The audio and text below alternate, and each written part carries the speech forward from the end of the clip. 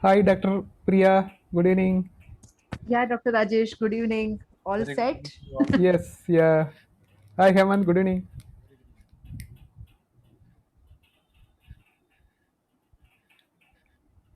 So, Amit is there? Yeah, Amit is the IACI host is Amit. Okay, okay, fine. Priya, Mahesh has joined.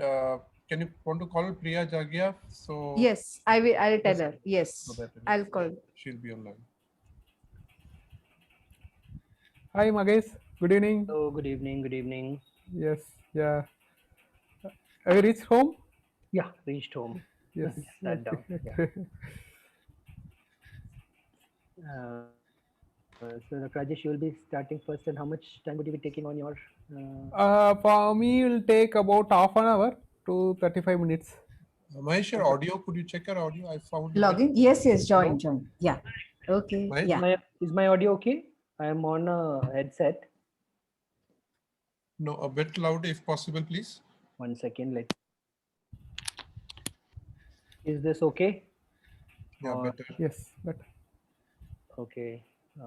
Should I check the settings or something? Okay. So yeah, so I'll be taking about 35 minutes. yeah. And in case I am tending to, because I have a few cases, but I can always stop anywhere in between. So if suppose it's going like that, please interject at any time, and we'll proceed on to your section. Okay. So Rajesh, you take that lead. You Yeah. can take a call. Yeah, Rajesh can take a call on Rajesh, that. you absolutely take that call, and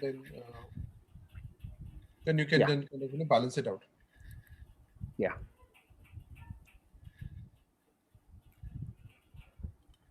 Any at the end, I am planning for a audience poll. Some 5 quiz are there, MCQs.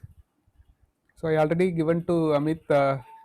So let's see whether that works. So that will do after the maybe Q&A also.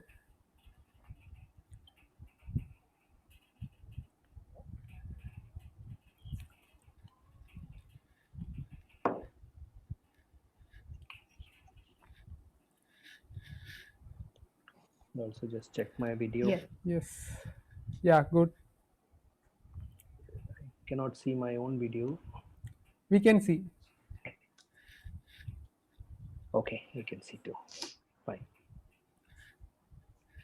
Dr. Priya is also joining. So I think 8 o'clock we start. Another 5 minutes. Yeah. Just I'll check. Share my screen.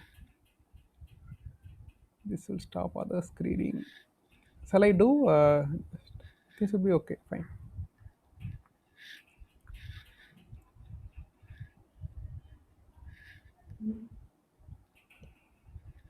Are we live now? It's Yeah, shows we are live. recording. Yes, we Okay. are. Priya, welcome. Priya from Yes. Delhi, welcome. Priya Jagia, welcome. Priya, can you hear us? Your mic is not active.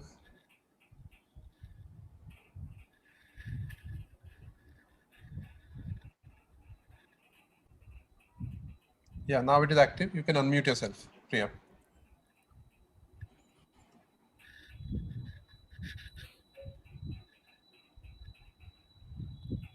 Yes, that's right. Hi, Priya, Rajesh, Dr. Mahesh, Dr. Hemant. Very good evening. Hi, Dr. Priya. Good evening. Good evening. Good evening. Priya, your audio again, can we check, please, Priya? Ah, it's not, I mean, Can you check your audio? Your audio is... Is it okay now? No, slightly could be better. Slightly more. I'll take off this. Is this any better now? No. No. It actually sounds decent at my end. So Mahesh, now your sound is good. Yes. Okay. Yeah. Priya, Okay. your sound is still not good.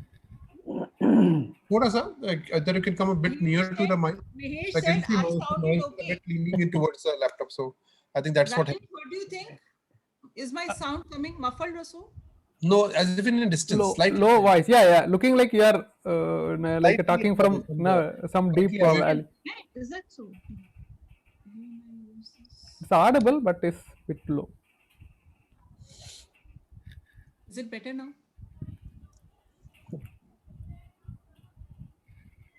Rajesh, is it better now? Yeah. Okay. Yeah, you can keep it closer. Yes. Just come a bit closer to the mic. Slightly you can lean. That Yeah, I'm might. holding it right next to my mouth now. Okay, we'll be going live. We already live now, but we'll be starting. Ajay, I wanted to ask one thing, Hemant. So after the first talk, do we take any questions or everything in the end? We will do it at the end. Okay, fine. So you can introduce both the speakers together. Then after my talk, I'll call Dr. Magesh. Then after his talk, he'll call me again. So we'll complete everything by about 60 minutes. Then last 10-15 minutes discussion. Then finally there going to be a Q&A. Like now after Q&A, there going to be a audience poll quiz. That will do it at the end.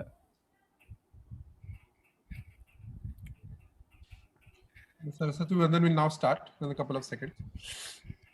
It's 20 hours.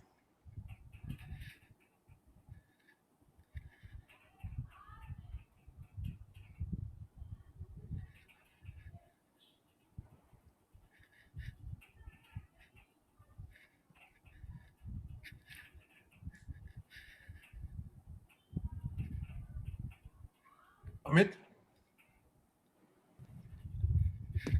Saraswati नमस्तुभ्यं वरदे कामरूपिणी विद्यारम्भं करिष्यामि सिद्धिर्भवतु मे सदा पद्मपत्रविशालाक्षी पद्मकेसरवर्णिनी नित्यं पद्मालयां देवी सा मां पातु Saraswati Bhagwati निःशेषजाड्यापहा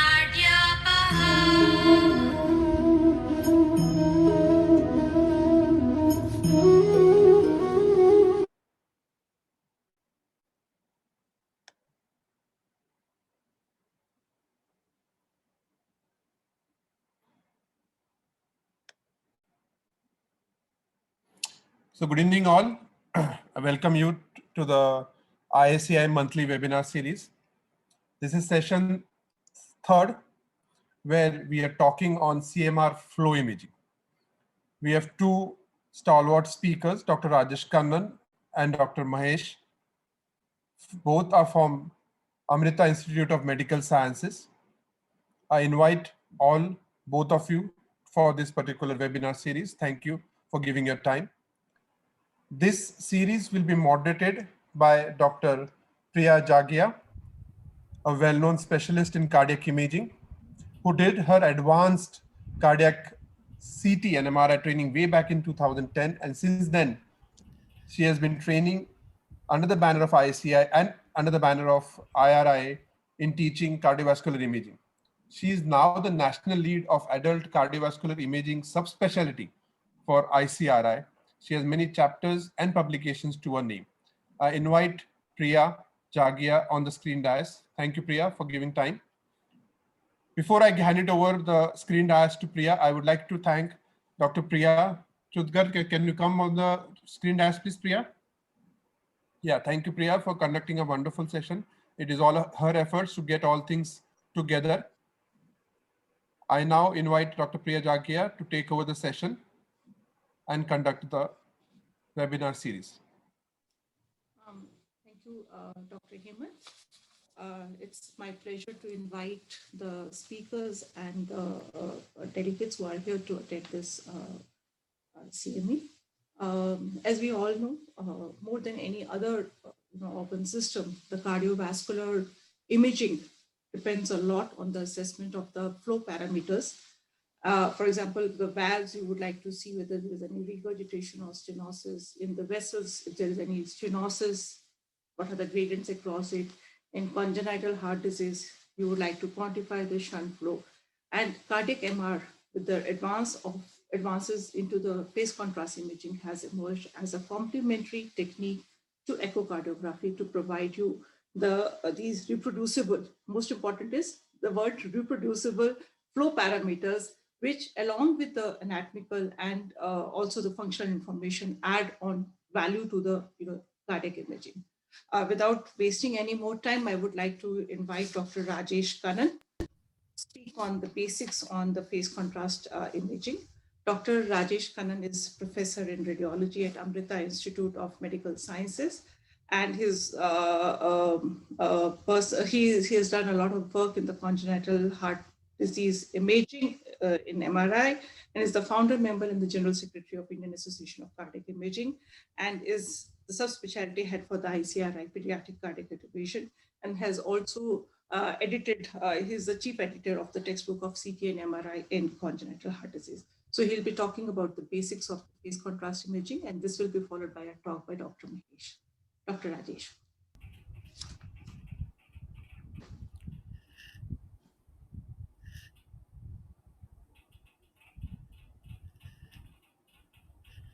Yeah, thank you, Dr. Priya, for that nice introduction. Good evening, all. So today we are going to discuss about the phase contrast MRI flow imaging.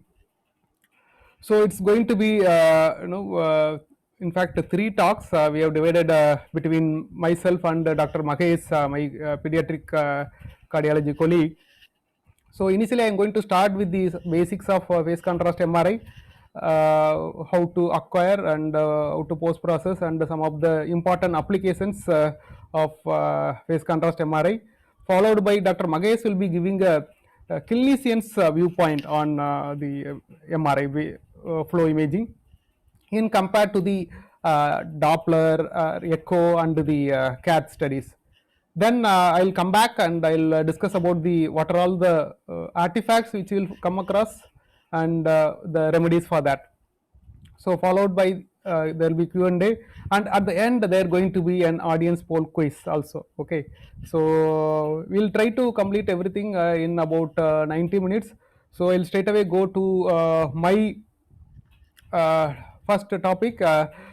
So this what you can expect from my talk is I am going to give a small introduction about what is PCMRI, so some of the technical aspects on planning as well as post processing, then common clinical applications, then at the end the second part I will be covering the artifacts and the remedies.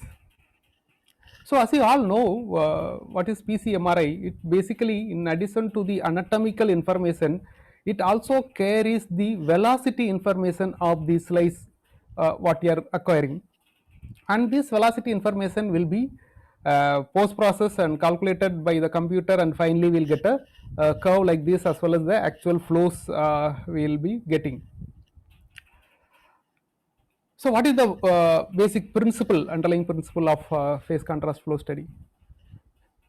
It is based on the principle that the phase shift of the signal from a moving proton is directly proportional to its velocity. We all know that Doppler uses the same principle of Doppler shift, wherein the moving structure going to have a Doppler shift, and that will give a flow information and the velocity information. Similar to that, here in a PC flow study, it is we are using a phase shift. So to that it is acquired by using two bipolar equal and opposite gradient. When it is sent across a slice, what happens is all the stationary protons, they don't have any phase shift, but any moving protons, for example within the blood vessels, as they move from one part to the other, and when they are moving, they faces the different magnetic field gradient, so that it will occur a phase shift, and this phase shift will be directly proportional to the velocity. Okay, so that is the basic principle as we know. And in this PCM imaging, the stationary protons will appear mid gray, whereas those having flow inside will either appear black or white depending on the direction, and the intensity of the darkness or the brightness is directly proportional to the velocity. So whenever we occur any slice, we will get a phase contrast image like that, and using this, then by post processing we can get a curve and we can actually calculate what is the flow across any particular vessel. And those who are doing the CSF flow studies might have seen these type of images. The same principle applies. The phase contrast flow imaging, where you can see the bright, alternate bright and the dark colors in the CSF. So the what we are using in a cardiac imaging also uses the same principle of phase contrast flow imaging. Coming to the some of the technical aspect of the flow imaging. First of all, we have to decide whether we want to do it in a free breathing or a breath hold sequence. See, most of the cardiac MRI sequences can be done in a breath hold. Okay, so which will take about say 12 to 15 seconds if we can complete a particular slice or a particular sequence. We know that we can do it in a single breath hold. So similarly, PC also can be done in a breath hold because it is very faster. But there are some disadvantages are there. For example, if there is some of the congenital heart disease, complex disease, or especially the forced fontan circulation, which predominantly depends on the breathing. The physiology is a lot more depends on the breathing, and if you do a breath hold where you may increase the intrathoracic pressure, so the physiology may be completely altered. So in that case, the free breathing may be a better idea, where we can have over a period of multiple heartbeats, and with the different phases of respiration, all the physiology will get averaged out, so that we have a much better physiology. So especially for complex diseases, congenital heart disease, I recommend to use a free breathing sequence. Otherwise, for the routine stuff, breath hold may be sufficient. Next, we have to decide whether we have to plan in plane or a through plane. So in plane means along the long axis of the vessel to assess the flow direction and all, and through plane means through the cross section of the plane of the vessel. And very important to plan perpendicular to the vessel and use a correct venk, and to get a good temporal resolution, use the correct views per segment, phases, and the use better spatial resolution. So we discussed about the free breathing versus breath hold. This is the difference between in-plane flow, where along the long axis of the vessel we are acquiring, whereas through plane means we are cutting across the cross section. So what is the advantage and disadvantages? This one, using the in-plane flow, you cannot measure the or quantify the total amount of blood flow what is going across the vessel, but this will be very useful when there is a eccentric jet, and if you want to plan anything perpendicular to that jet, then the in plane will be useful, as well as to look for any flow across a particular vessel and all. The in plane may be sufficient, but for all quantification of the flow, if you want to know what is the forward flow, what is the total reverse flow, and what is the net flow, then you have to use only the through plane, which has to be perpendicular to the long axis of the vessel. Okay, so how will you plan that? So how will you get a true perpendicular plane? So for that, you need at least two orthogonal plane. For example, if you are taking a sagittal, then you need a coronal and axial, or if you are planning true axial, you need a one sagittal and a coronal plane. So even though you can plan the major vessels like IOTA and MPA using the LVOT views or the RVOT views, I generally recommend to use a MR angiography data if you are acquiring, especially for small vessels like the pulmonary venous flow. And where will you acquire? For IOTA, the recommendation is do it at the sinotubular junction. For MPA, somewhere midway between the pulmonary wall and the pulmonary artery bifurcation. So that is somewhere 2 cm above the level of the semilunar wall. For SVC, it's recommended to take above the level of the esophagus vein, IVC above the level of the hepatic vein insertion. But the important thing is try to avoid any dilated segment with the swirling flow, because once you acquire at the swirling flow, if it is a grossly dilated MPA with pulmonary regurgitation, the value is going to be significantly rare. So this is how we'll be planning. So take the two long axis of the iota, whether using an MR angiogram data, and take it true cross section of the sinotubular junction. If you take it at the root level, there will be more swirling. So you can do it at a level of the sinotubular junction. And for the MPA, between the pulmonary valve and the pulmonary artery bifurcation you can take. But if you want to do a oblique vessel and a smaller vessel like a pulmonary vein, for example, in this case, the left upper pulmonary vein is planned perpendicular to the two long axes. So these things, what we will do is load the MR angiogram data into the curve planar reconstruction in the console itself, do the post processing, get a two long axis of the vessel, then bring it to the planning area, then you plan true perpendicular to that vessel. So then only we will get a much more accurate result. It's very, very important. And another thing is, for the calculation of vessel like ascending aorta, SVC and descending aorta, one of the good plane is to take almost a true axial plane at the level of the MPA bifurcation, where you can get all the three vessels. It is okay, good, for the simple heart diseases. But when you are not talking about the complex diseases, sometimes there may be a no problem. For example, if you look at this case, where I try to get a true long axis, I mean true cross section of the aorta. In that, the SVC is slightly oblique and the descending aorta is very much in a horizontal plane. It's not in the true cross section. In this case, if you look at it, the all three vessels are appearing more or less round, but the vent used for the SVC is too low for the aorta, and it's produced IACI. Okay, so you know that ideally we have to use the correct vent for each vessel. So even though we can plan, we can contour all three vessels, but if you are using a correct vent which is slightly has to be lower for the venous side as compared to the aorta, and if you contour this, it's going to produce aliasing, and there will be more error.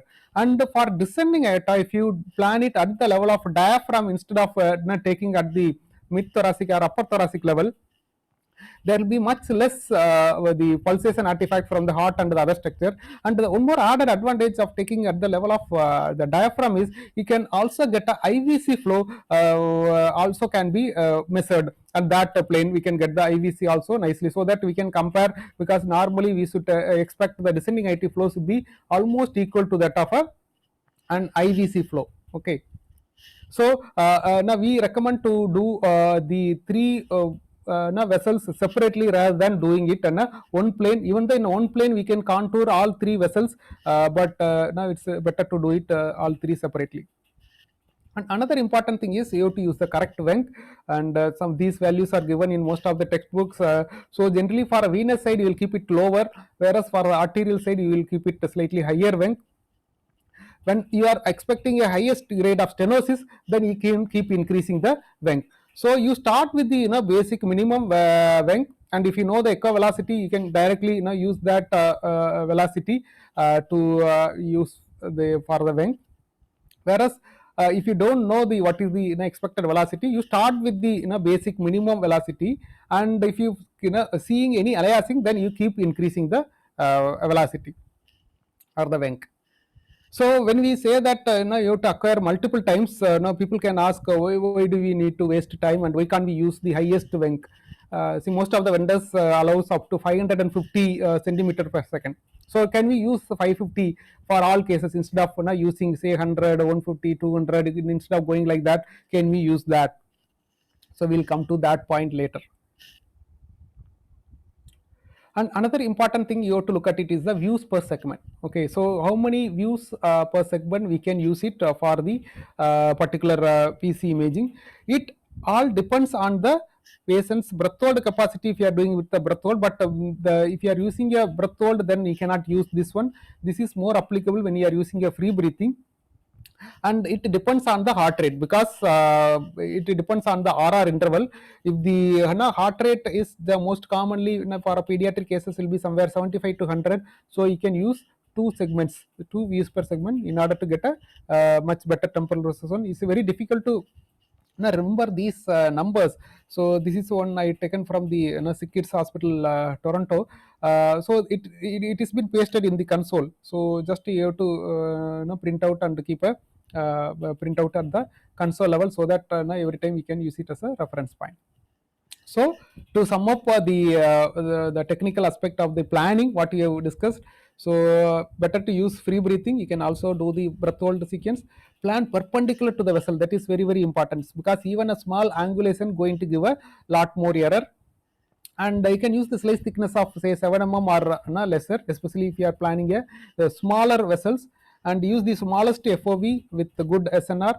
And for peak velocity measurement, suppose if your idea will be mainly to assess the peak velocity and to identify the gradient across the stenosis, then what you can do is you can plan both parallel and perpendicular to the jet, so that you will get a much accurate information regarding the peak velocity.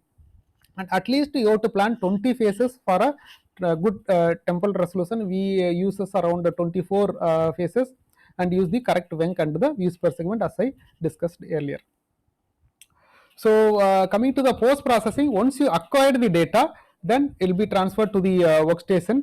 And when you are contouring, the important thing is you have to correctly identify the vessel, because sometimes any tortuous vessels, you may mistake a pulmonary artery for a pulmonary vein, so you have to be very careful.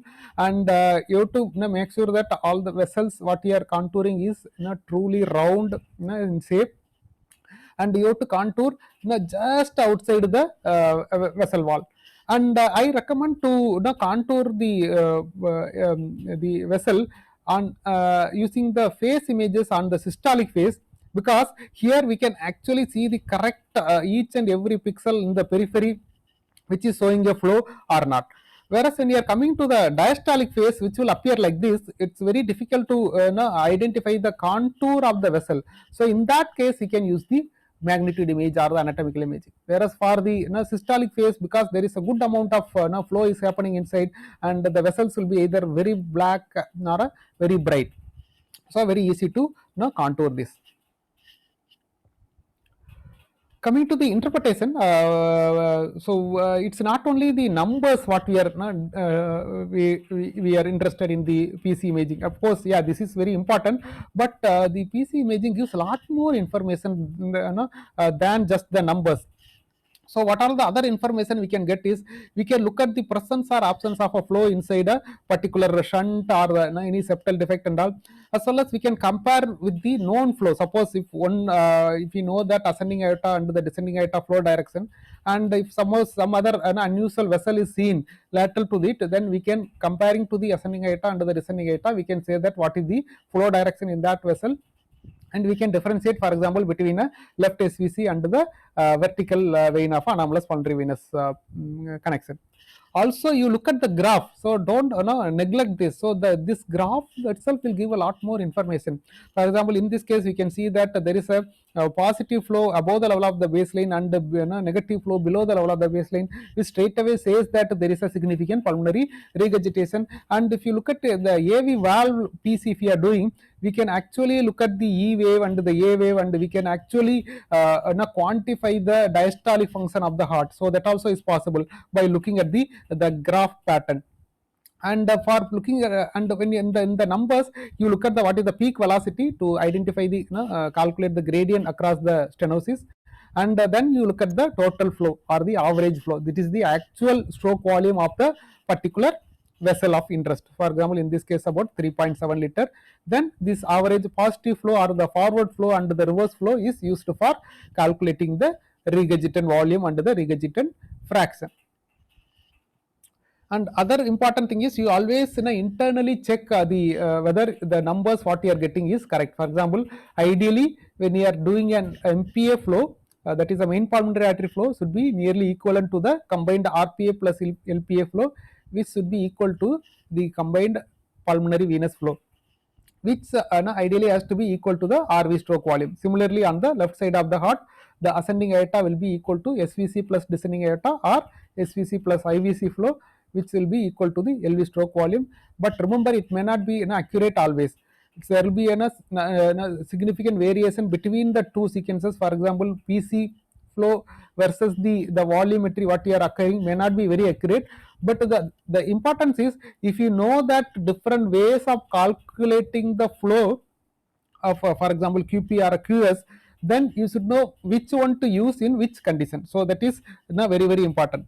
So if wherever you see any mismatch, then you should know whether it is due to a technical error or if it is due to a underlying some shunt lesion or a valvular regurgitation. So coming to the some of the important clinical application, one of the main application is the gradient across the stenosis. We can quantify the gradient across any stenosis. For example, this is a case of hypertrophic obstructive cardiomyopathy where you can see that there is a SAM under the thickening of the interventricular septum producing the LV outflow tract obstruction, and there is a jet. And if you plan perpendicular to the jet, suppose if we get a peak velocity of something like a 500, using the modified Bernoulli equation, which says that the gradient across a stenosis will be equal to 4 into V square, where the V is the velocity. Only thing you have to remember is you have to first convert, most of the vendors give us as a centimeter per second, you convert the centimeter into meter. So that is 500 centimeter means it is 5 meter. So 4 into 5 into 5, which is equivalent to 100 millimeter of mercury. So this will give you a what is the approximate gradient across that particular area of stenosis. Also, you can quantify the regurgitation, especially for example a pulmonary regurgitation. Here we can see that, and if you do at the pulmonary valve level, you are getting a values like that. So the way to calculate is you look at the average negative flow, that is the regurgitant volume, divided by the average positive flow, that is the forward flow, multiplied by 100 will give you the regurgitant fraction. Okay, so sometimes if you don't do it regularly, you will have a confusion which one to use as a numerator and a denominator, and you can just save this, and so that will be very useful. What about the AV valve regurgitation? So pulmonary valve under the aortic valve we can use straight away at the level of the pulmonary valve or the aortic valve. But if you want to calculate the mitral and the tricuspid valve regurgitation, it's difficult to measure the forward flow across the tricuspid valve or a mitral valve. So what we can use is this is the best method, where for a tricuspid regurgitation you subtract the MPA forward flow from the RV stroke volume, because whatever the RV stroke volume or the RV the blood coming from the RV ideally has to go only to the main pulmonary artery. So if you subtract that, that indicates that there is a some flow which is going back into the right atrium, that will be the tricuspid regurgitant volume. Similarly, for a mitral regurgitant volume, you have to subtract the aortic forward flow from the LV stroke volume. Suppose people can ask, if there is a more than one valve is involved, if there is a more than one valve regurgitation, how will you calculate the QP and the QS? How will you calculate the regurgitant volume and the regurgitant fraction? See, for the even if there is a say both mitral and aortic regurgitation, for calculating the aortic valve regurgitation, it is the same thing. Just you look at the aortic valve reverse flow can be taken as the aortic regurgitant volume, and the aortic regurgitant fraction is same, like aortic regurgitant volume divided by the aortic forward flow or the LVOT forward flow. So into 100, that will the same thing. For mitral valve also, for mitral regurgitant volume, the formula is same, that is the LV stroke volume minus LV outflow tract forward flow. That is how you will calculate for isolated MR volume also.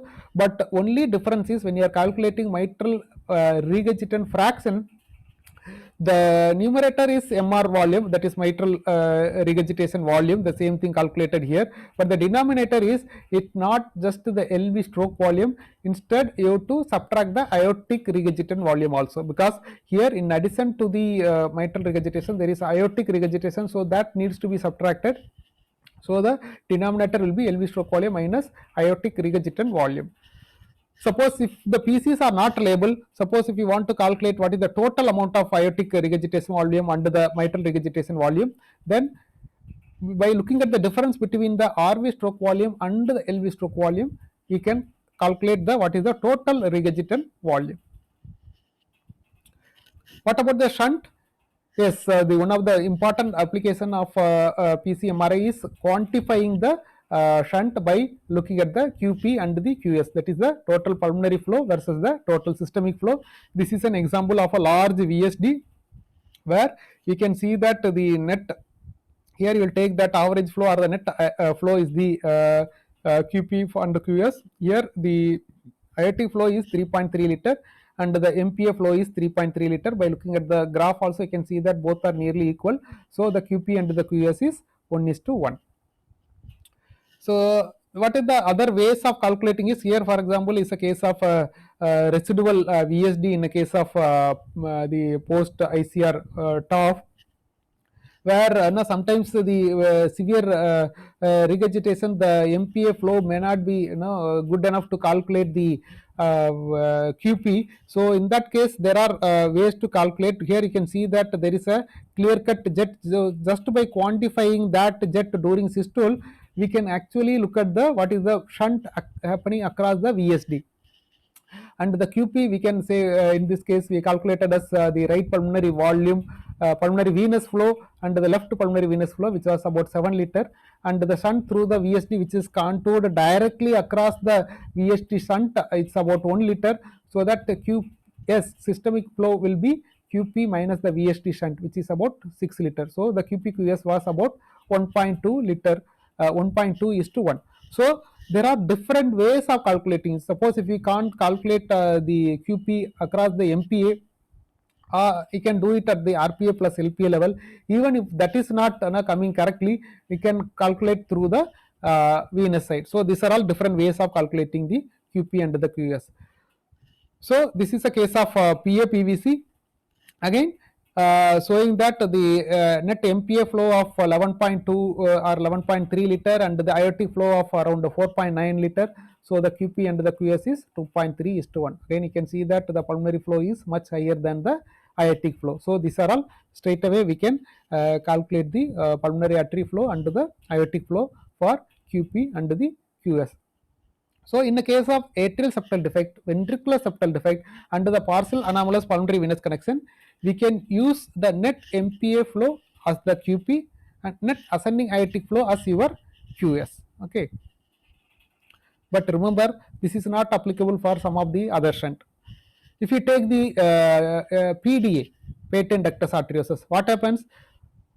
From the distal arch of the aorta, some amount of blood is shunted back into the lungs. So your ascending aortic flow won't be equal to QS. Similarly, the pulmonary arteries are receiving an additional amount from the arch of aorta. So your MPA flow won't be equal to the QP because it is getting an additional supply. So how will you calculate a QP/QS in the case of say PDA?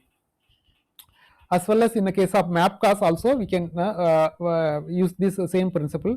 See, if you look at it, in the case of both PDA and major aorta pulmonary collaterals which is supplying the lungs, whatever flows going to the lung will come back through the pulmonary veins and which has to go through the ascending aorta. So your ascending aortic flow will be equal to the QP. Similarly, your MPA flow will be equal to the QS. Okay. So this is very, very important. So QS will be equal to the net MPA flow and the QP will be equal to the net ascending aortic flow in the case of PDA and the MAPCAS. So just by looking at the ascending aortic flow or MPA flow, you won't be able to directly calculate the QP/QS. You have to know what situation you are calculating. So this is a very, very important slide to calculate different ways of calculating the QP and the QS. For example, most of the intracardiac shunts like ASD we can and the VSD, we can take RPA plus LPA flow as the QP, SVC plus descending aortic flow as the QS. This is applicable for most of the shunts. And remember, for the ASD and the anomalous pulmonary venous connection, RV stroke volume will be equal to the QP. But remember, in the case of VSD, RV stroke volume won't be equal to the QP. Similarly, LV stroke volume won't be equal to the QS. In the VSD, in fact, the RV stroke volume will be equal to the QS and the LV stroke volume will be equal to the QP. So what is important is we should know what is the physiology and how the blood is going from which chamber to the lungs, and what is the total amount of blood going to the lungs and the systemic circulation.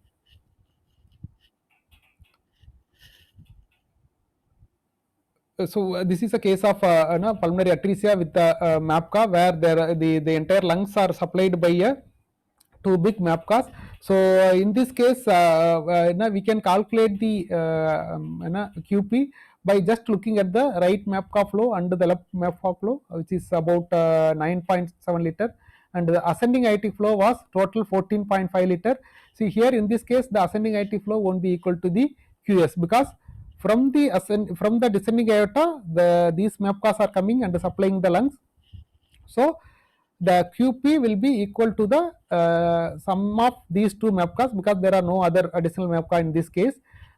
So how will you calculate the QS? You just subtract the QP from the aortic flow.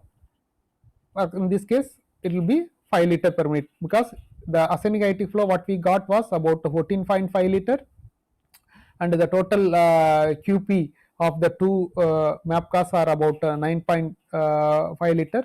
So the QS will be 5 liter and the QP QS will be about 2:1. So same thing now, some of the for complex diseases, in addition to calculating the QP and QS, this is a case of an aorta pulmonary window. We can also do the other maneuvers. For example, we have calculated all the flows in both the ascending aorta, both before and after the AP window, as well as MPA, both before and after the window. But what else we can do in addition to calculating just at a room air, we can also give 100% oxygen for 10 minutes, and we can look at the what is the vasoreactivity of the pulmonary vasculature. Okay, so in order to assess whether the pulmonary vascular resistance is partly reversible or not, now these are the things generally the clinician will do it at the cath lab, which we can do apply the same principle in the PC flow study. So only thing is just you have to give 100% oxygen for 10 minutes and see whether is there any improvement in the pulmonary blood flow. For example, in our case, now from 6.5 liter it has improved to 7.7 liter, which indicate that there is a partially a reversible resistance, but still even in this case it was not enough. So finally, the application of looking at the velocity waveform, one important application is looking at the AV valve flow. For that, you plan a plane perpendicular to the both AV valve and systolic image, both in 4-chamber view and the 2-chamber view. Then we will see both the mitral valve and the tricuspid valve. And if you do the contouring, we will get a waves like this. So normally the E wave should be larger than the A wave, but by looking at the different patterns of the E wave and the A wave, we can actually quantify what is the amount of diastolic function of the heart. So in the case of diastolic dysfunction, there are 3 different types, type 1, 2, 3. We can actually calculate the diastolic dysfunction by looking at the graph. So it's not the numbers alone, what is the flow across the particular vessel. Just by looking at the graph also, we can use this function for a clinical application. So with that, I will now pause and now I call upon Dr. Magesh for the clinical input. Then we will have a discussion at the end. Dr. Priya, would you like to introduce Dr. Mahesh, please? Yes.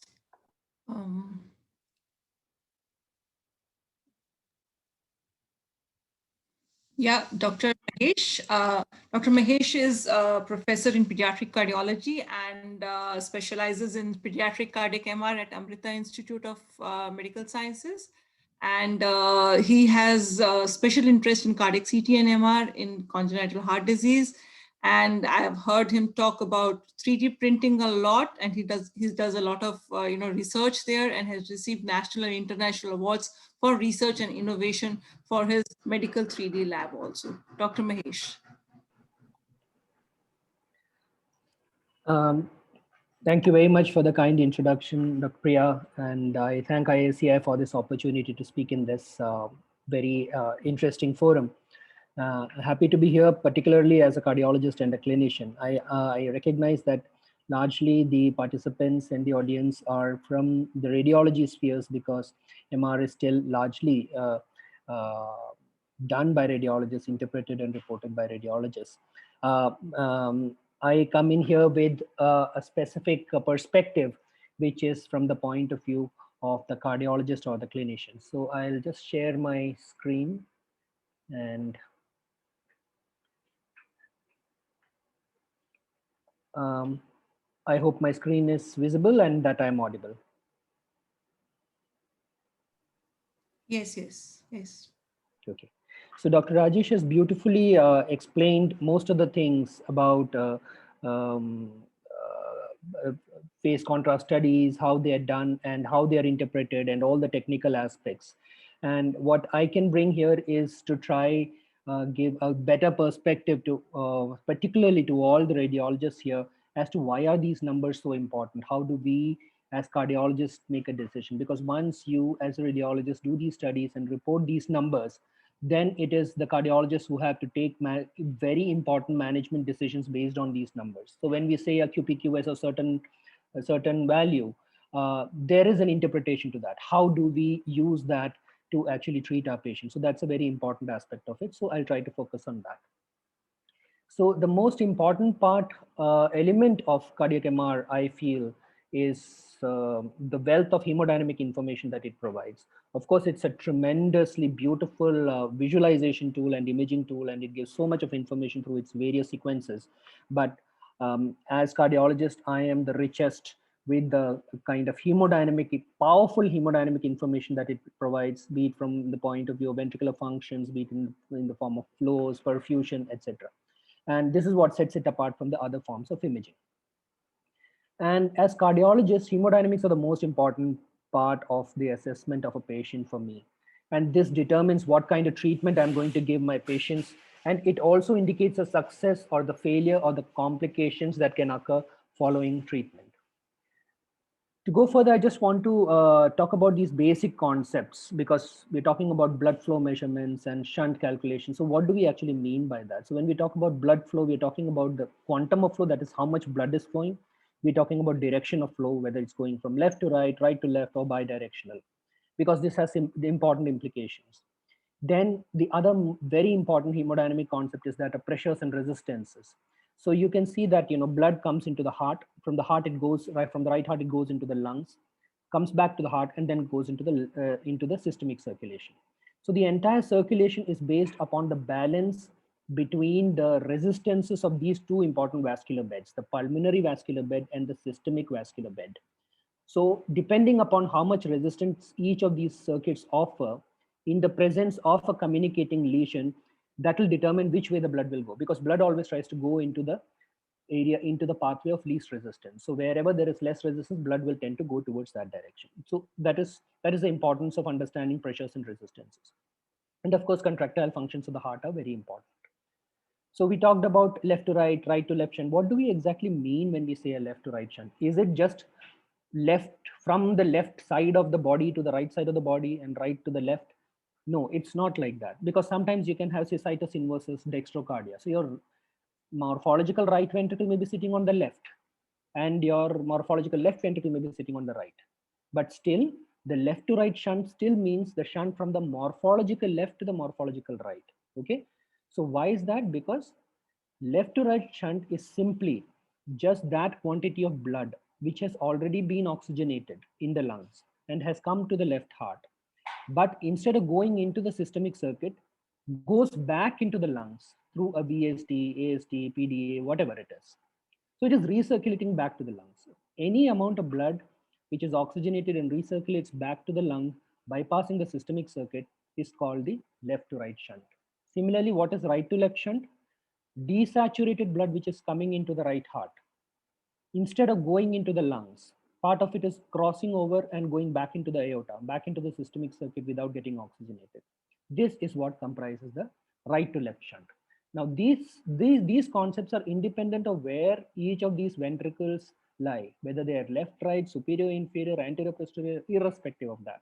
This is the physiological meaning of a left to right and a right to left shunt. So it's important for us who are interpreting cardiac MRI to understand these concepts. So these cartoons will just depict that. The first figure is that of a left to right shunt. So you have red blood, which is oxygenated blood, Part of it, instead of going into the aorta, is going back into the lungs. Similarly, on the right side, you have a case where there is pulmonary stenosis with a VSD. So your blue blood, instead of going into the lung, part of it is crossing into the left heart and going into the aorta without oxygen. So that is right to left shunt.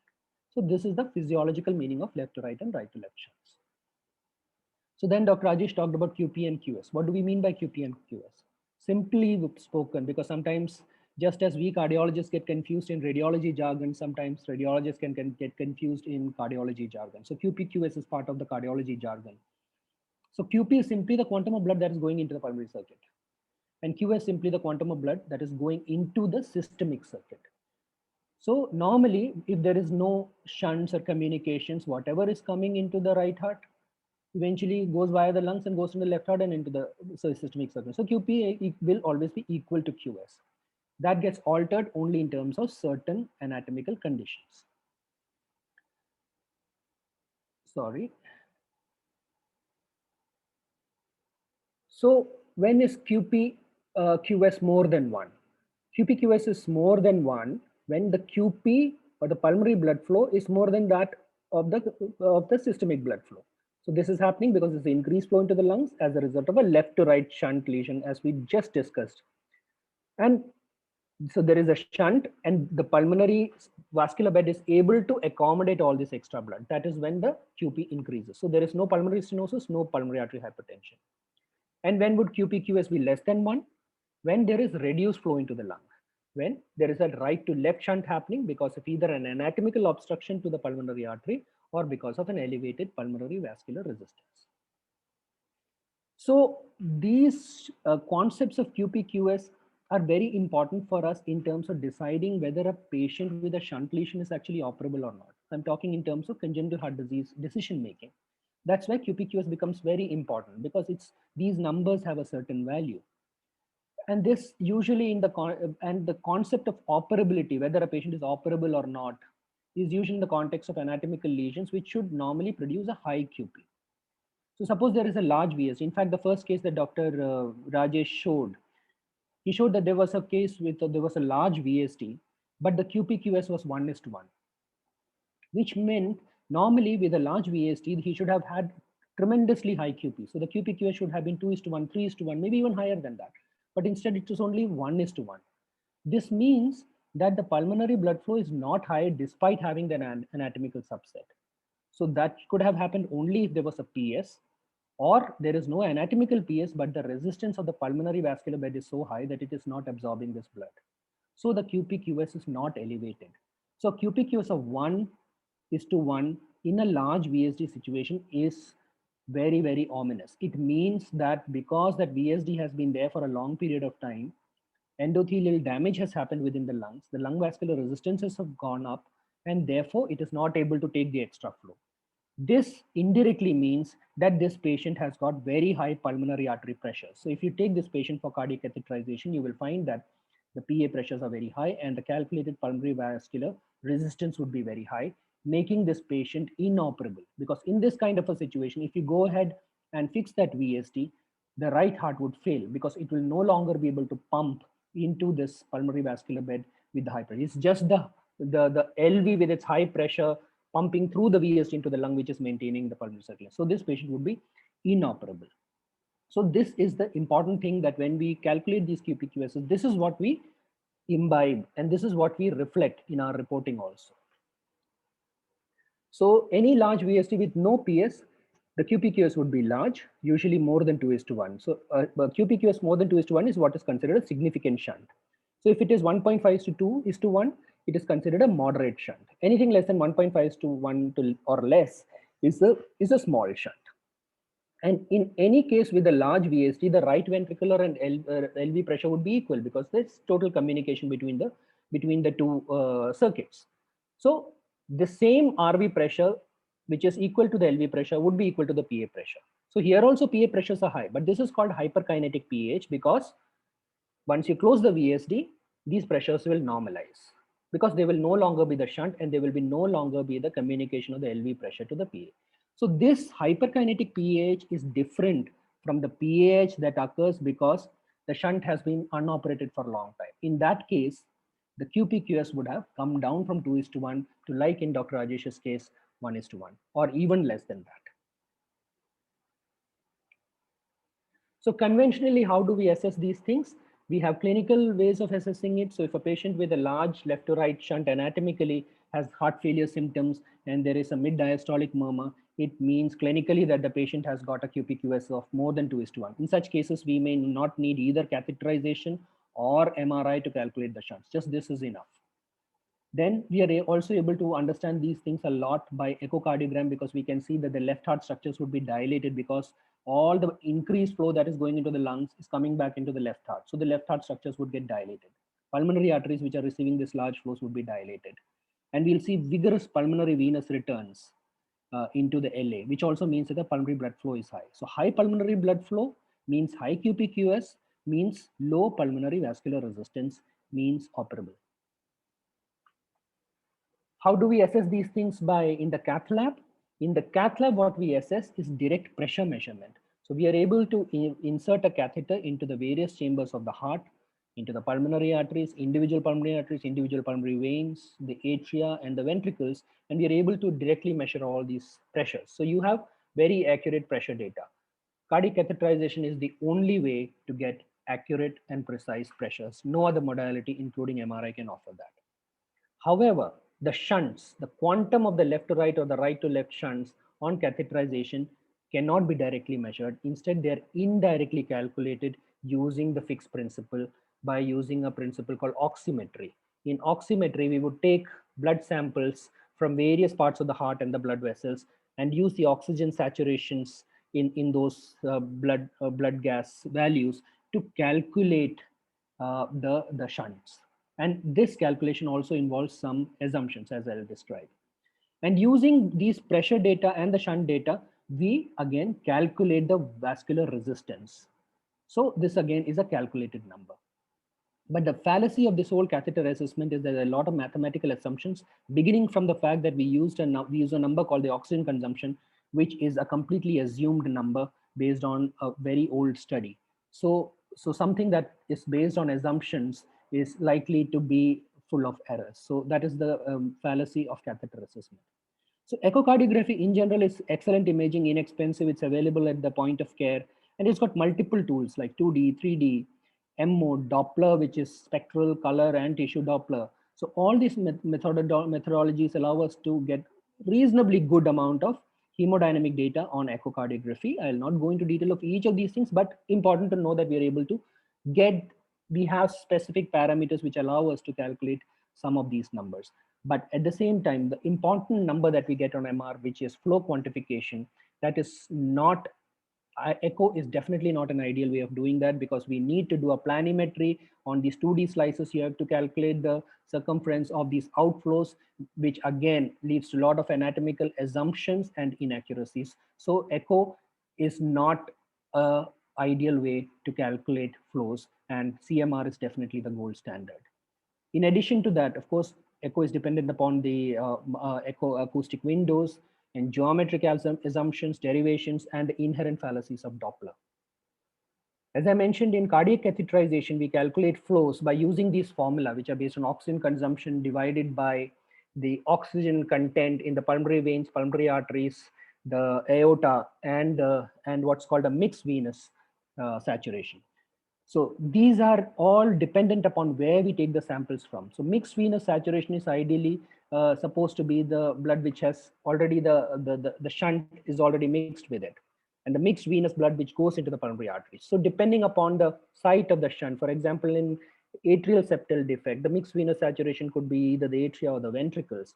So depending upon that, you sample blood from specific sites, and that itself is filled with errors, because sometimes you can have multiple sources of blood. For example, pulmonary blood flow itself can be of multiple sources. So depending upon where you take the blood gas sample from, the saturation may be different.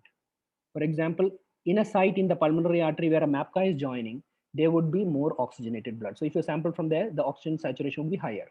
Whereas if you take it in the MPA, where the blue blood is going into the MPA, the saturation would be less. So these add to the errors in this calculations. But in cath, you do get very accurate measurements of pressures.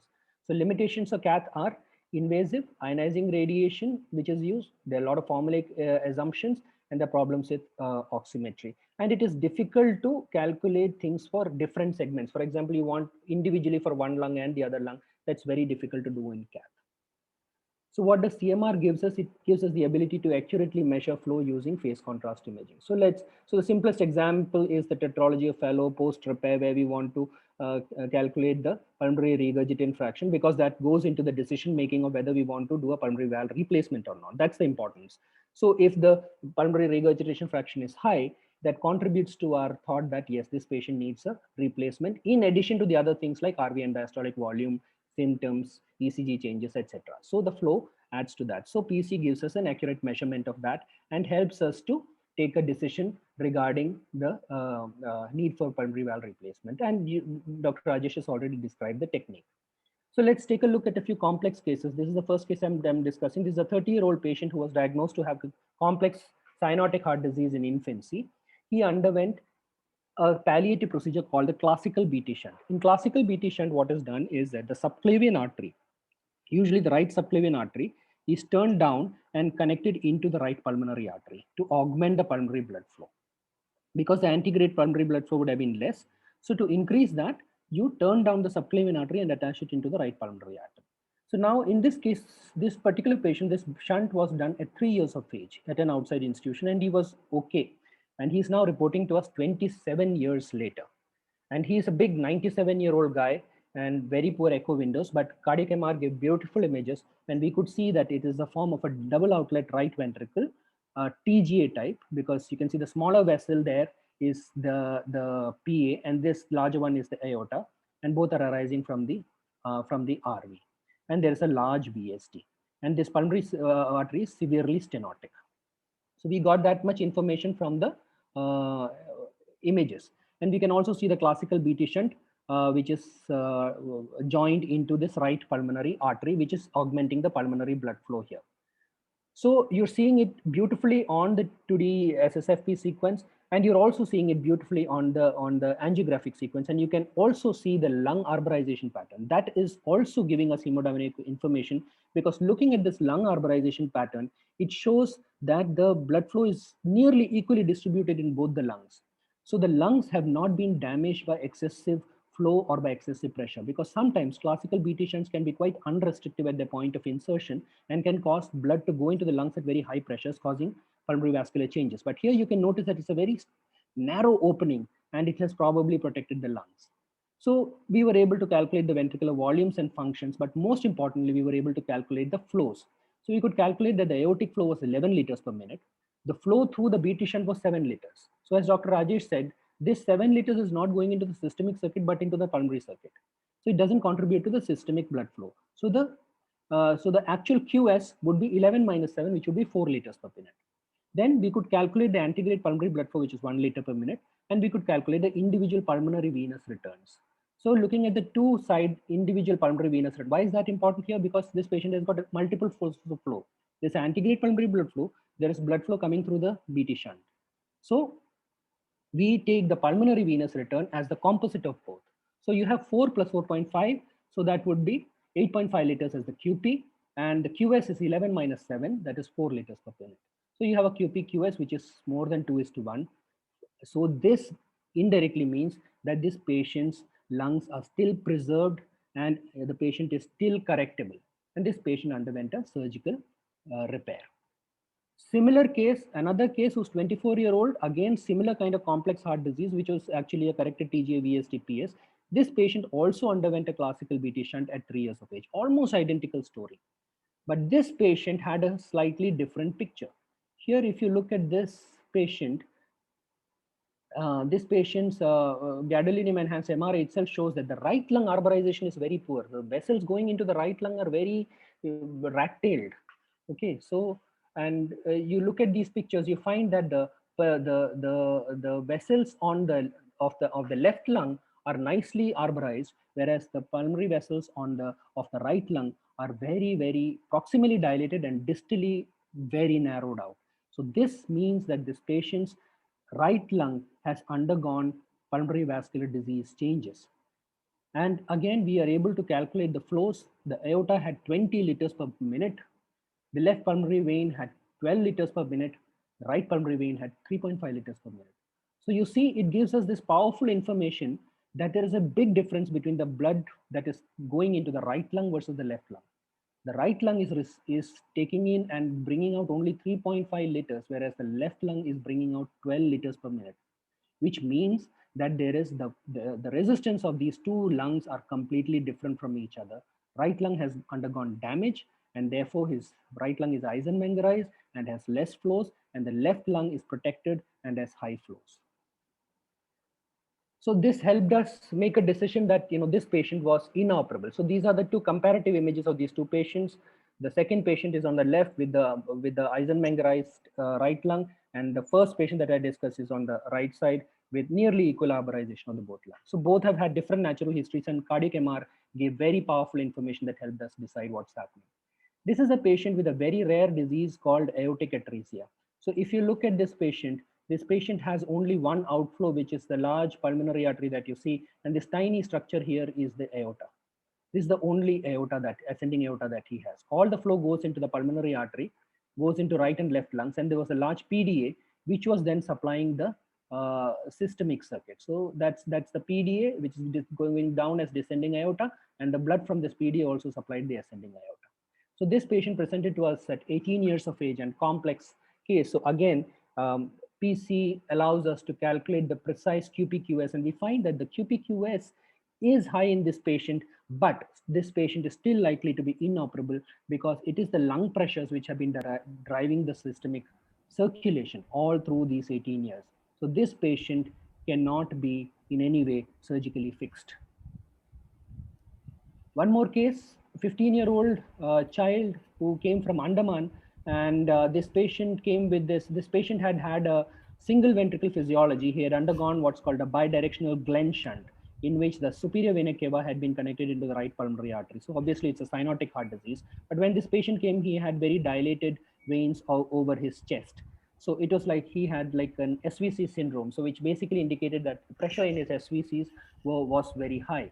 So when we did the MRI, we found a very unusual cardiac malformation. It was a single ventricle and a double outlet right ventricle, but there was massive cardiac herniation of this patient. And also the pulmonary artery was stenotic, but there was still significant antegrade flow through the pulmonary arteries, pulsatile flow into the pulmonary arteries. So the pulsatility of the flow, large volume flow going into the pulmonary artery was communicating with the SVC, because the SVC was connected into the right pulmonary artery in his palliative procedure previously. That was causing his SVC pressure to go up, and therefore all the veins on his chest were dilated. So you can see extensive veno-venous collaterals in this patient with this very, very unusual and rare kind of malformation. So in the functional assessment, we did the ventricular volumes and ventricular functions, the delayed enhancement, etc., etc. But important thing was calculating the QPQS in this patient, because there are various ways in which blood is flowing. Into the pulmonary artery, blood is coming from the SVC. It is also coming from the antegrade flow. It is also coming through some small collaterals. Similarly, of the systemic venous blood also, SVC blood, some of it is going down through the collaterals into the IVC. So very complex situation to really understand. But with cardiac MRI, we can isolate each one of these vessels, MPA, SVC, IVC, and very precisely calculate the flow dynamics in this kind of a complex situation. And we were able to derive that this QPQS1 was 1.3:1. We were able to quantify the antegrade flows. We could demonstrate the dysfunction of the Glenn surgery that had been done, and we could quantify the ventricular function. And we combined it with an invasive, we put a needle into the internal jugular vein, and we could measure the SVC pressure, which is a surrogate for the pulmonary artery pressure. And together with that, we did a cath to get the ventricular filling pressures. So this helped us to take the decisions regarding the management of this child. Yes, Magesh, can you sum up? Yes, this is finished. So this is the last case which Dr. Rajesh had described. So I'm finishing with that, where he had shown that this patient had got two MAPCAs supplying the right and the left lungs. And Dr. Rajesh had shown that in this, if you look at these MAPCAs, the MAPCA going into the right lung is very stenotic. MAPCA going into the left lung is very large and dilated. And this was an 18-year-old woman. you would expect that this lung, the left lung, which has a large MAPCA, would have high flows because it is an unobstructed MAPCA, whereas this one with the stenotic MAPCA would have low flows. But when you did the PCs, even on the angiogram, you can see that the arborization of the left lung is very poor, arborization of the right lung is excellent. And looking at the flows also, the right lung had more than 3 times the flow of the left lung, despite it being a stenotic vessel. So this indicates that the left lung has gone and endovascular changes because of pulmonary artery hypertension, whereas the right lung is preserved. So this is the hemodynamic information derived from this particular study. With that, I will stop here and give the chair back to Dr. Rajesh. Thank you, Dr. Mahesh. That was wonderful. So we come back again to Dr. Rajesh. He's going to talk about common errors and how to rectify them, artifacts, etc. Dr. Rajesh. Yeah.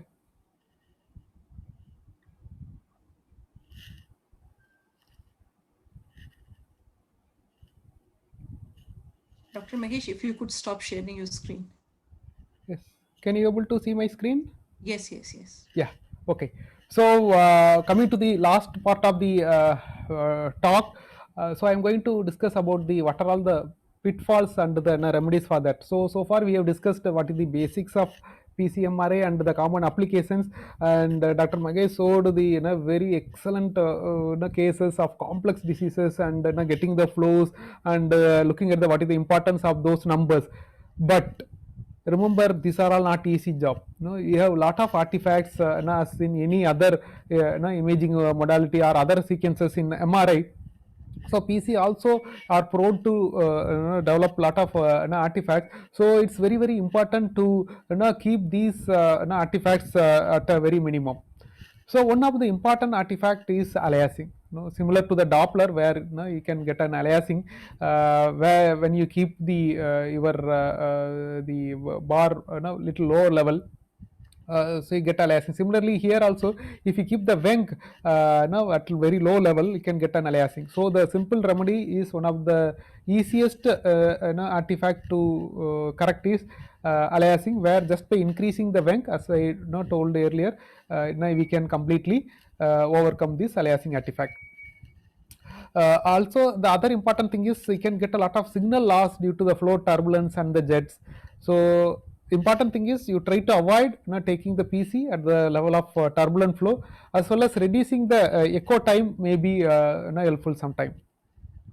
And other major problem is the phase offset errors. This is the one thing which is difficult to understand, difficult to correct. Whatever you do, always it's going to be there. Okay, but the thing is you try to keep it as minimum as possible.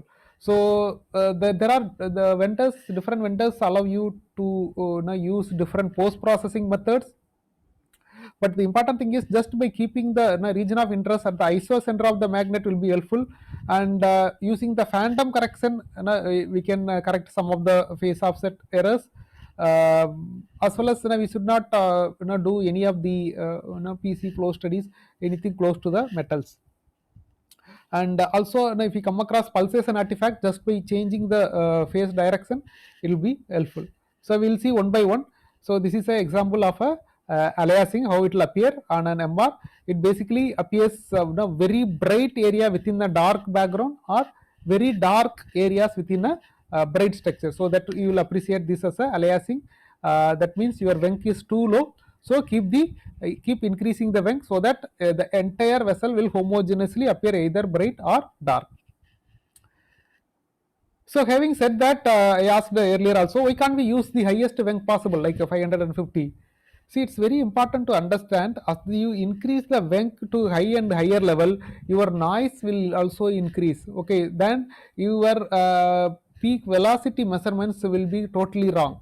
Even though it may not affect the flows significantly, but it is recommended to keep a maximum 3 times that of a actual velocity of the area of interest.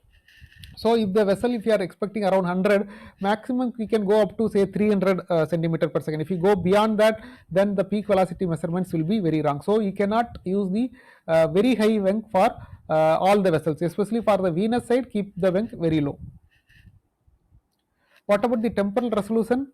It's very important, at least take 20 to 30 frames. These are all basically different time points in a particular RR interval. See, look at this graph. Suppose if we have a total of 40 frames or the 40 representative points, you can catch the peak systolic velocity, peak diastolic velocity and the flow completely. Whereas if we are using say less than 10 frames per second, then there is going to be a significant amount of mismatch. So at least 20 to 30 frames are recommended to get a good temporal resolution in a PC. Another important thing is I stressed upon the getting through plane PC perpendicular to the vessel. Suppose if the vessel is like that, you have to take nearly 90-degree perpendicular to the direction of the flow. So what happens if you are keep a little oblique sections like that? If the vessel is like this, but if you are cutting it obliquely, if the error is about 10-degree, then you can get a 2% error, that is acceptable. But if it is goes to 30-degree, 40-degree angulation, then you will have a significant amount of error. So you always try to get a true perpendicular plane of the vessel. These are all the different methods of the background compensation to reduce the phase offset error. So this is without any compensation, where you can see the flow of say 397, whereas by using a full compensation, we are getting different values of say 395. Here with the partial, you are getting 395.5. So by using this background compensation technique, you can overcome the some of the phase offset errors, but it is very difficult to know which is the correct one. So we generally don't prefer to do this background correction or compensation. And another way of using the background correction is using a phantom studies. So here it is very cumbersome. What we will do is, after after doing the PC imaging of the patient, you will put a phantom exactly at the heart level and repeat the same imaging, all the sequences. Suppose if you have taken 10 PCs, you have to repeat all 10 PCs. But the problem is, if the phantom is kept just away from the original cardiac area, it is, suppose if it is ROI coming like that, then you won't get a correct graph. Then you have to repeat the phantom study with keeping the phantom at a right position. And as I told earlier, if there is a severe signal loss in the complex areas, it's very difficult to manage, but just increasing the TE may be sometimes helpful. And you don't do any PCs very close to the metals, because it's going to produce a lot of phase offset errors, and it's very difficult to get a very good flow information. And another important artifact which we can easily identify and correct it is the pulsation artifact. Suppose if you taken a phase encoding direction along this direction, right to left, the flow within the iota can now overlap with the SVC, and because of the pulsation artifact, so the measurements at the level of the SVC will be wrong. So what you can do is, instead of taking right to left, you can make it as a you can change the phase encoding direction to anteroposterior, so that your pulsation artifact will be away from the superior vena cava. So that is one way we can get a good flow pattern within the SVC. So to sum up, for reducing the aliasing, increase the Wenck, keep the temporal resolution at least 20 phases, avoid significant angulation up to say 10 degree is acceptable, and to reduce the phase offset error, keep the ROI close to the isocenter. Phantom correction or the background suppression can be used, but is little cumbersome and may not be very accurate, and we won't know which is the correct value. But important thing is, try to avoid taking any flows close to the metals, and for pulsation artifact, just to change the phase direction. So to conclude, PC flow study gives very important information about the physiology. Only thing is, you should know how to use it and how to interpret, and always cross check with the other measurements. So don't rely on a single measurement, and be very consistent. And I recommend to go through this textbook of CT and MRI in congenital heart disease, and there is a full chapter on the technical and the clinical applications of phase contrast MRI, whatever we have discussed, and lot more images and the information is given in this chapter. Thank you very much.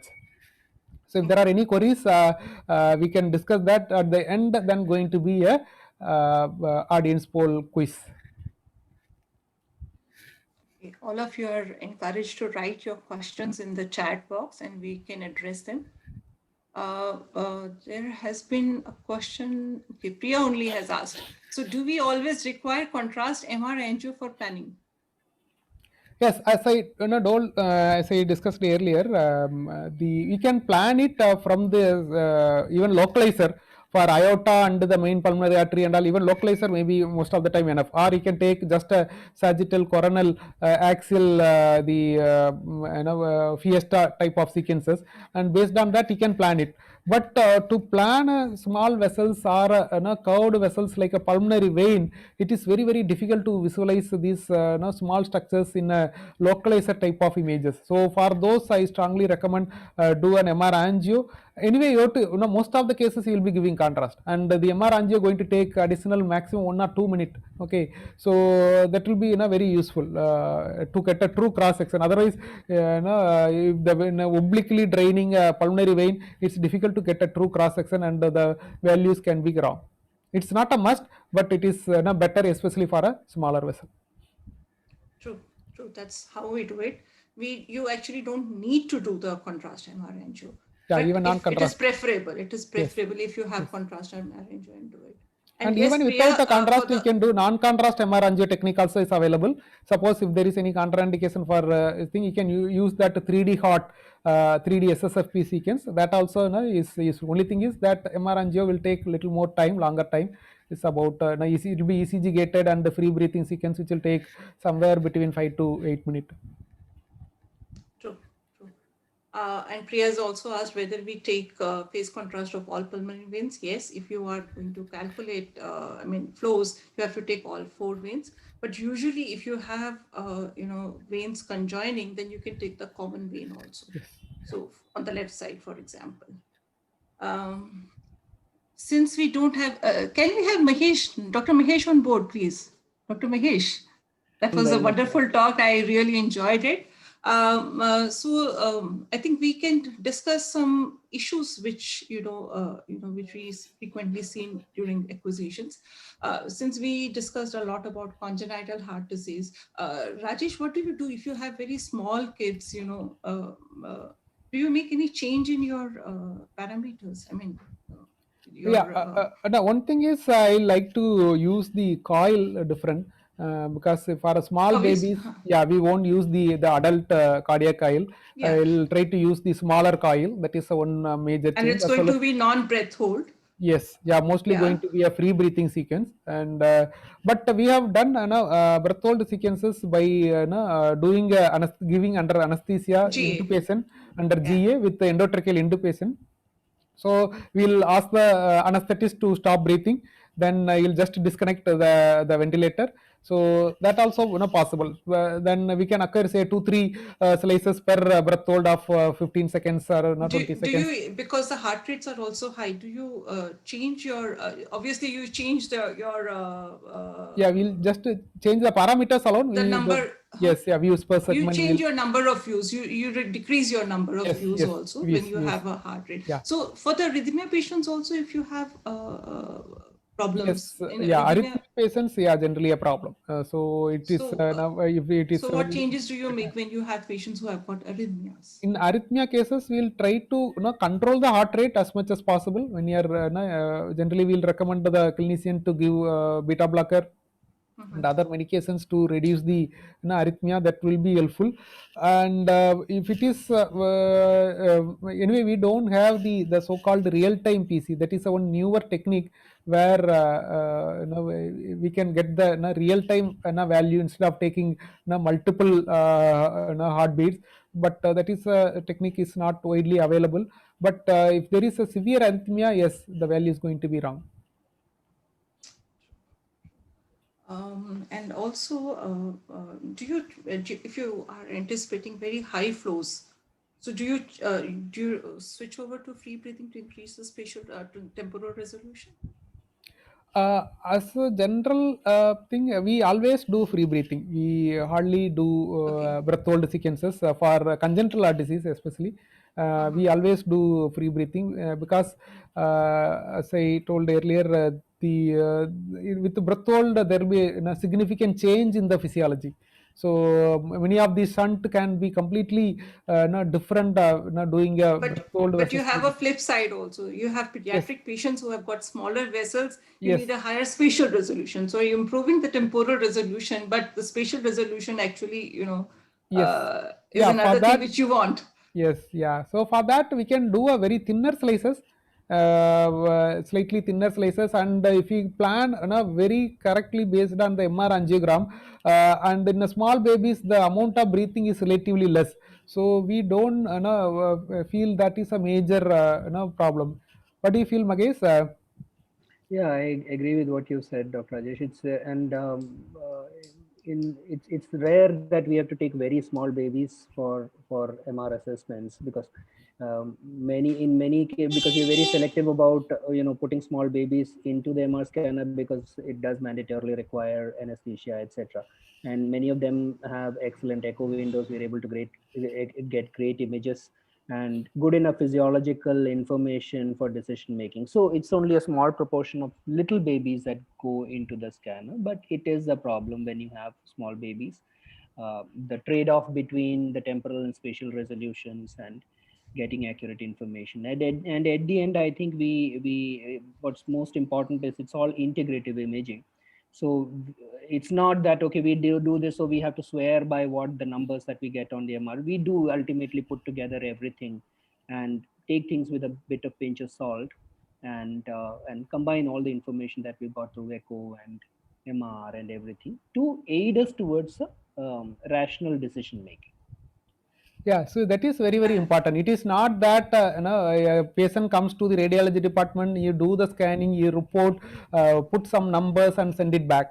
So it never will work like that. So ideally, we have to sit with the cardiologist, referring cardiologist, who knows what is the basic I physiology happening in agree. that. For those who are So doing cardiac MR, a yes, basic knowledge about echo and the yes, hemodynamics is a yes, must. Is a yes, must, Also, actually. the yes, surgical therapies which are yes. going to be planned, and what determines the decision Yeah, making towards that. Yeah. true, true.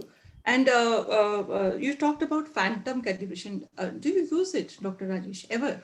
Yeah, no, we We used never it. use it. Yeah, no, we used it earlier. No, for in fact a few years. Then we What found we do that is we see the lung, I mean, where we think it is totally avascular. And if the flow is zero, I am assured that, we are okay. Yeah, we yeah, used to use it for every case for several years, because Oh particularly God, with the GE machine that very so time it was consuming. very time consuming. But eventually we gave up on it because Now, I I don't think, know, somehow the calibration error, I mean, most of the time when we do it at the lung, it is zero only. I mean, we yeah, don't feel the need for yeah, doing the, I agree with you. okay, I also fine, find that fine. it's not worth that lot of extra time that is spent. That unless you need absolutely, for some reason, you need absolutely, rock solid, accurate numbers. Yeah. Only And in there that. was a case which Dr. Rajesh showed. You showed us a case of LVOT obstruction with AR or AS. So, I mean, I just wanted to add my little bit to this. For example, you will have many times patients who have coarctation and bicuspid aortic valve with aortic stenosis.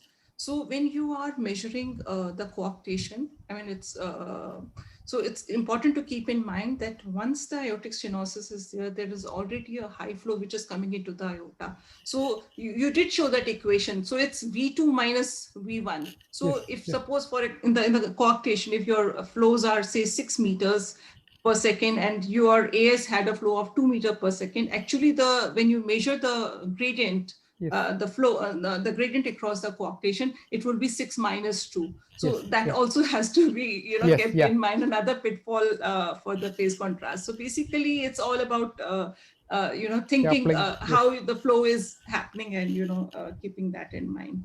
Yes. Okay. And Dr. Mahesh, I have a question for you. So you are a person who is doing both cardiac MRs and cardiac echoes. Many a times, our cardiologists, they will say, show us the studies, where, which shows that, how, why do you say, we should rely on your measurements? So in your practice, are they correlating most of the time? Because from what I found was that little underestimation of gradients is there and flows is there. So one is that for pure flows, I would say CMR is the gold standard, because the way we derive flows out of I wish I echo could would make my be cardiologist see derivative. your presentation. Second is that when we talk about pressure gradients, so the pressure gradients that we get on the three modalities, on the echo, on the MR, and on the cath, they are three different numbers and they measure three different things. So when we say ki one is more accurate than the other, we are comparing apples with oranges, because when you're measuring the gradient on the echocardiogram, you are putting your CW, continuous wave Doppler, on the line of RBCs with the maximum velocity or the maximum aliasing, and you're calculating the kinetic energy over that one line of RBCs, and then using the modified Bernoulli's equation to calculate the gradient, right? On the cath table, you are measuring not kinetic energy, but the potential energy. You're taking a catheter and measuring the energy over there, the potential energy over there. So that is the pressure that you're measuring. So you're getting a direct measurement of pressure and not derived from kinetic energy. On the MR, you're taking a cross section. So you are not, unlike echo, where you are taking the line of the fastest RBC, so the fastest velocities. Here you are averaging out Entire slice. all the blood moving through that entire cross section. And it's that average out velocity that you're getting and then giving you the derived pressure gradient. So I feel all three are three different numbers. We cannot say that one is more accurate than the other. It's just that we can say that, so for decision making, for example, we say, okay, we use the cath numbers for decision making, say whether we want to dilate a vessel or a valve or anything. That is a clinical decision.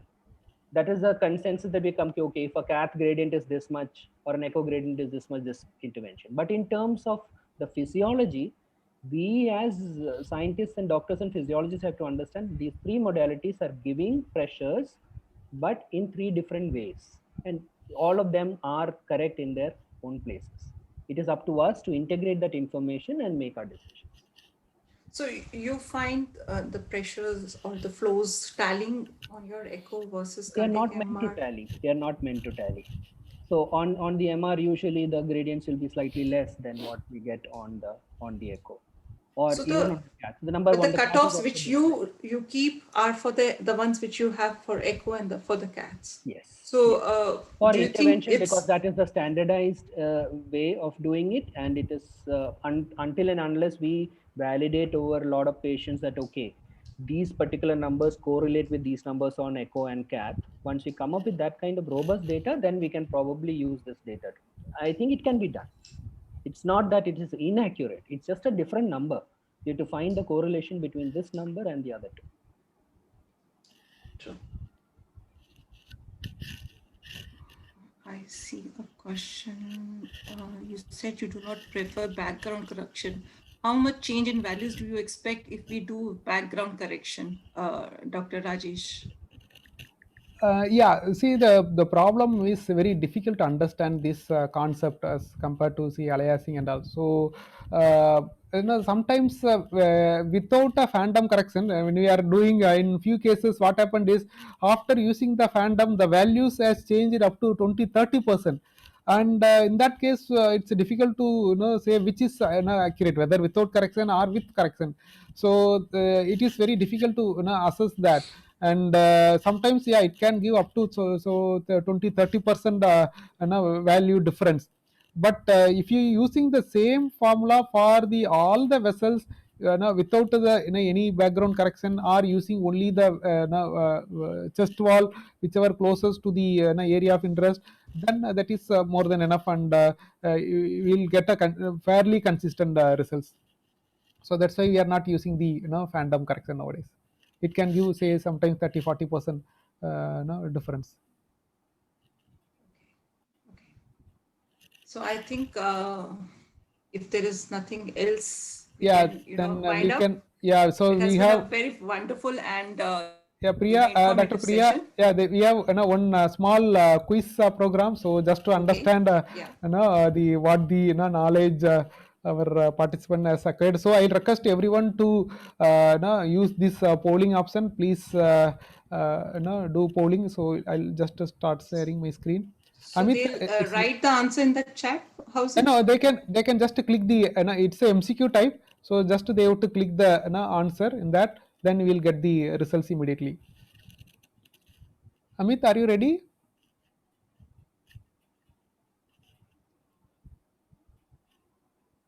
Yes, I'll start with the first question.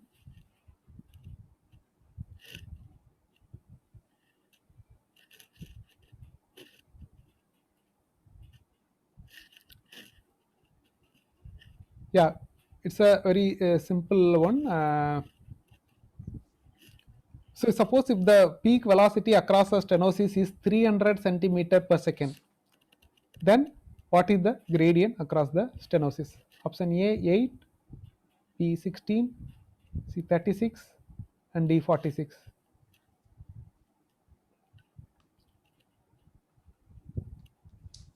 Yes, we are getting the numbers. Yeah, maximum 20 seconds I can keep. Only 5 people has voted, and yeah. So the audience poll says it is C. Yes, it is correct. So as I told earlier, the the way to calculate is 4 into V squared. Here V is 3 meter per second. So 3 into 3 is 9. 9 into 4 is 36. Yes, very good. So at least we have achieved something. We'll move on to the next quiz. The following methods are used to calculate the QS, that is the systemic blood flow, except option A is SVC plus descending aorta, option B is ascending aorta plus descending aorta, option C SVC plus IVC, option D LV stroke volume. Which one of the following is not used as a method of calculating the QS or the systemic flow? Yes, poll is open. Keep it for 20 seconds.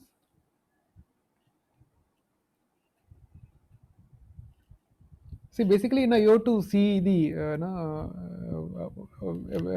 what do you mean by systemic vein? Yeah, so the many people has answered B.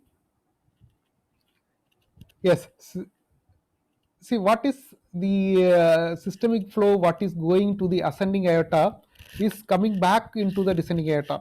Okay, so if we add ascending aorta plus descending aorta, it's never going to give the total systemic blood flow, whereas if we add the SVC flow, which is going to the upper part of the body, and the descending aorta, which is going to the lower part of the body, which will be equal to the IVC flow, will be equal to the QS. Similarly, LV stroke volume will be equal to the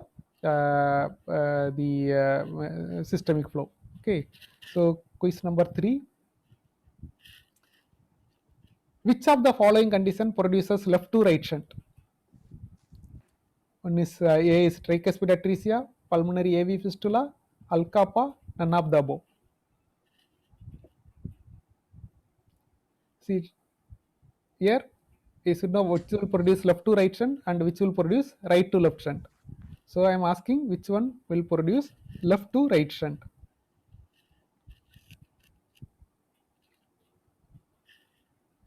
Yes, we are getting the answers. It's mixed.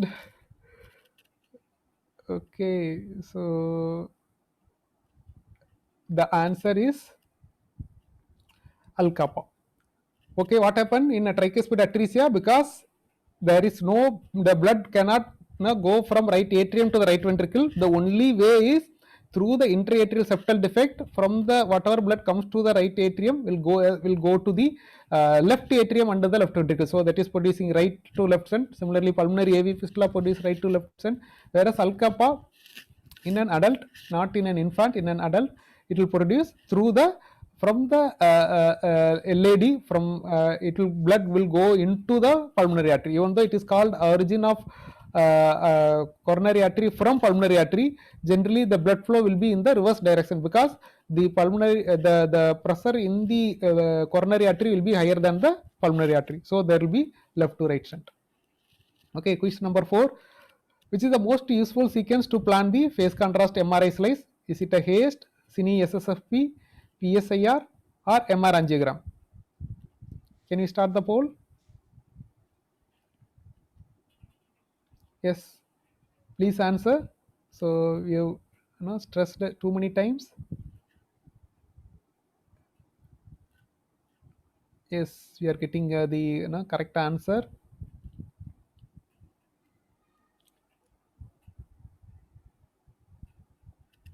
Yes, so we told many times it is the MR angiogram is the ideal sequence on which you can plan the PC. And the 5th quiz is following feature at phase contrast MRI suggest pulmonary hypertension. Even though we not discussed this point, so just to show that what are all the features of phase contrast MRI which can suggest that there is a significant pulmonary hypertension. So just by looking at the graph, you may able to say that is it a rapid and low systolic peak, multiple peaks at the deceleration phase of systole, or diastolic flow reversal, or all of the above. Yes, can we have the poll, please? So it's very, very important to look at the flow pattern, and 100% accurate. It's all of the above. So remember that all the features are characteristic of pulmonary hypertension.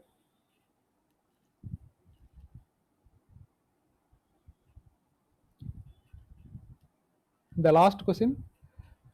The ascending aortic flow can represent QP in the following conditions except. Okay, so in which of the following condition the ascending aortic flow won't represent QP? The truncus arteriosus, aorta pulmonary window, PDA, and MAPCA. In which of the following condition the ascending aortic flow can represent QP except?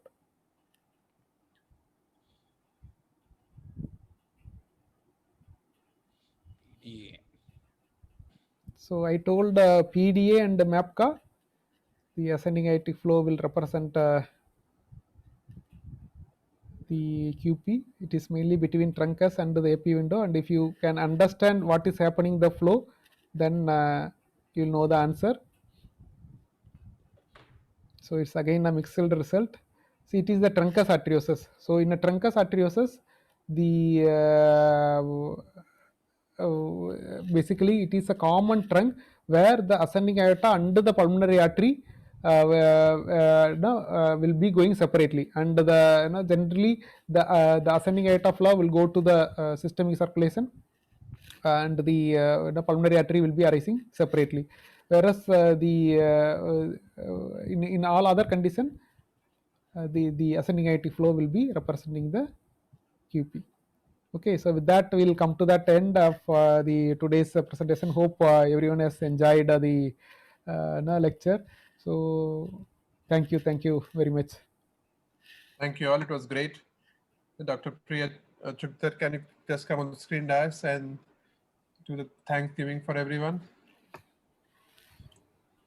Yes, Dr. Priya.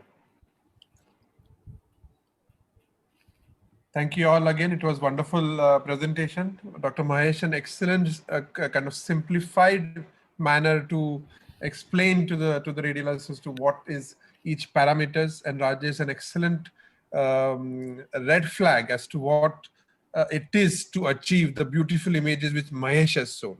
So it takes a lot of efforts by the radiologist and the technical team to get the right answer, which is very important for everyone to understand. It takes a lot of efforts to come to the right figures and to understand the whole clinical scenario. Thank you all 4 of you for the same. Thank you audience for the same. We meet you next month with the session number 4. Thank you so much. Thank you. It's a pleasure being here. Thank you. Good night. Good night.